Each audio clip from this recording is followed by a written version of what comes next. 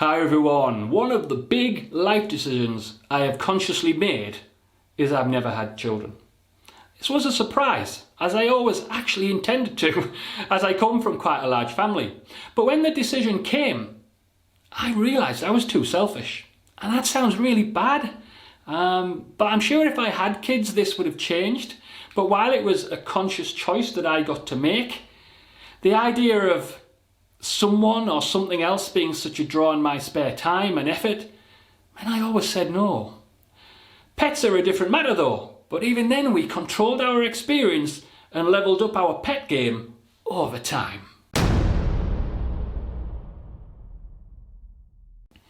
I'll say our journey with pets, as the majority of it was while I was married, was a bit like Pokemon training, in that we levelled up our pets in terms of size of effort over time. In truth, it wasn't the Pokemon that was being trained, but the pet trainer. First, we had hamsters, the ultimate in low maintenance. If you really can't be asked with the time, those things don't even need to come out of their cage and they sleep through the day, which is sort of a double win. Not sure why you'd get a pet under those criteria, but I guess if you only want to clean a cage and not have much more stress, hamsters are it. They also don't live that long. We didn't take that approach. We even returned the first cage we had because it was a solid cage and stopped us really interacting with the hamsters. We loved the two black bear Syrian hamsters we had at different times, but we had two. They were placid, chill, seemed to love being handled, which they got a lot of. The fascinating thing was their escape artistry. No matter what environment they were in, they'd probe the edges and look for ways out. One even managed to escape between the sofa cushions and down underneath the sofa. We literally had to cut the underside of the sofa open and lift it up to try and tilt the hamster so it would drop out the bottom.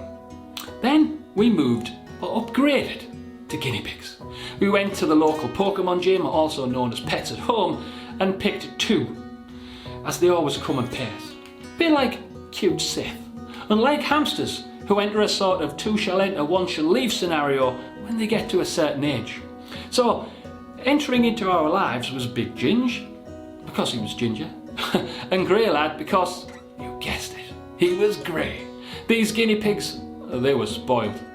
They'd spend hours on our knees or just in a pen in the garden. In fact, when one of them had to go to the vet later in life, the vet remarked on how he didn't really act like a guinea pig, but like a small dog. Sadly, they both did have tragic ends. We lost Grey Lad first to some sort of cancer-like disease, and it was bloody awful. It was really traumatic. Even now I have to not think about it. It was really bad.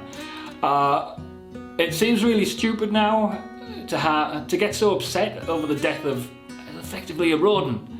But looking back on it now,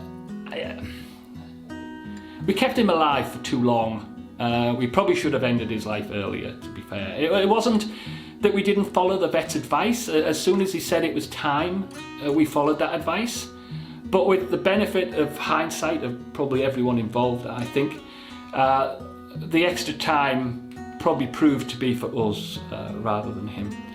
Big Ginge had a much longer life, but he did spend some of it with paralysed back legs.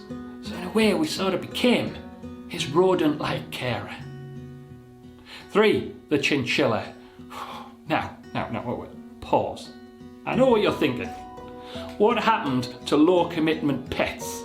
Those weird-looking rodents can live for 20 years, which is forever.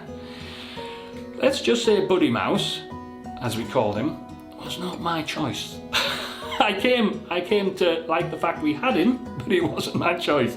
Basically, my wife went to Pets at Home, can't even remember why, and came back with this bad-tempered, angry, half-blind, half-deaf albino chinchilla that looked like something of Pinky and the Brain hissing in the cardboard box with enough malevolence to take over the world.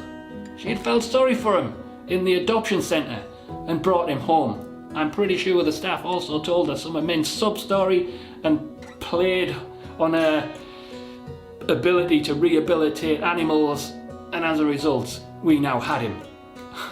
Ultimately, Buddy Mouse was great. We managed to turn him around so he didn't mind being stroked.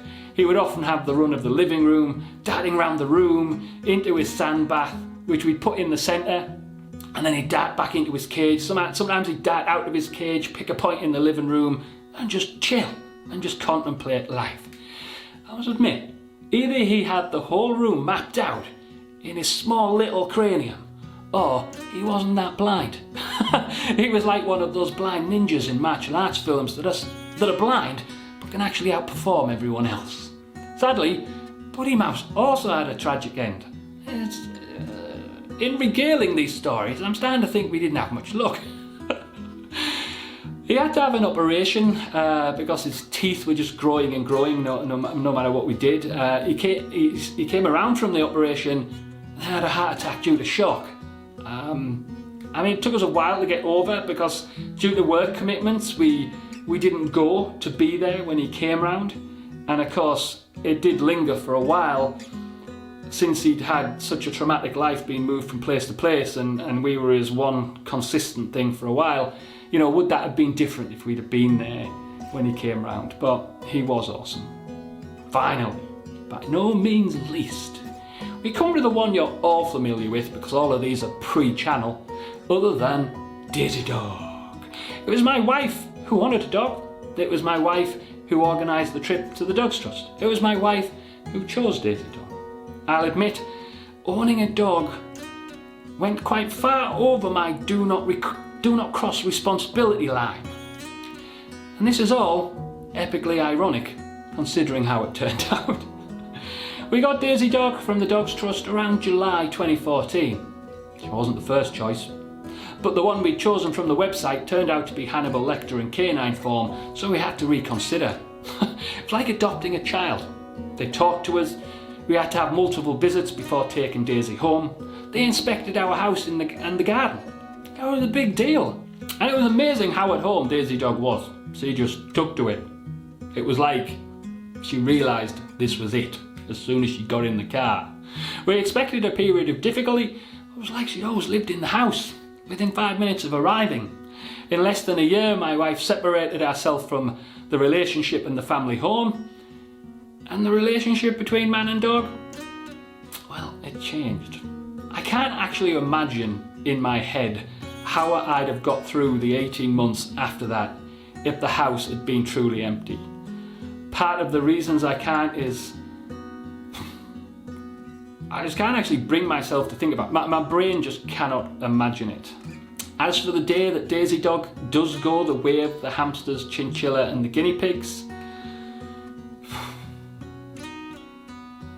a bit like my narrative over this decade, right? I've become conscious of the fact that Daisy Dog may have less years in her than have gone by.